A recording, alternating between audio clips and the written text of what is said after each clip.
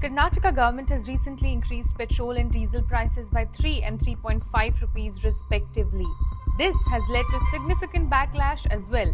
The opposition BJP held a statewide protest on Monday, and Union Heavy Industries and Steel Minister H.D. Kumaraswamy of the JDS has said the hike was effected to finance the state government's guarantee schemes.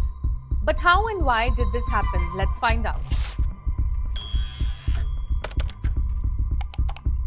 Now, a few days ago, Chief Minister Siddaramaiah held a meeting of various revenue-generating departments. The Congress government issued a notification hiking sales tax on petrol and diesel in the state.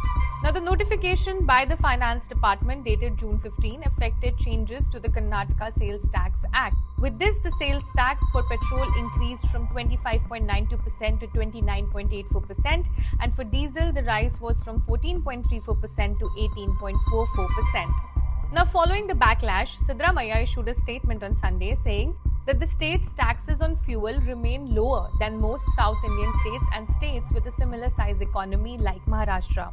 The value-added tax VAT on petrol in Maharashtra is 25%, VAT plus rupees 5.12 additional tax, and on diesel it is 21%. Diesel prices in Karnataka are still lower than Gujarat and Madhya Pradesh, he said. He also added that the then double-engine BJP government collaborated to divert Karnataka's resources to other states. The state BJP government kept reducing the VAT on petrol and diesel while the central government increased its own taxes.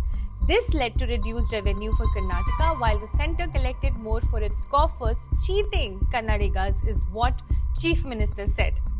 He further added that Karnataka's VAT adjustment ensures funding of essential public services and development projects.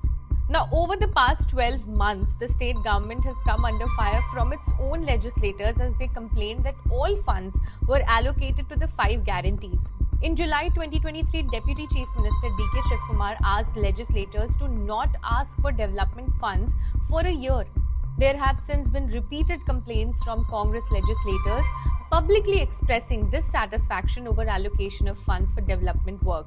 Now, following the revision, the petrol price in Bengaluru is 102.84 rupees per litre, up from rupees 99.84, while the diesel price is 88.95 rupees, up from 85.93.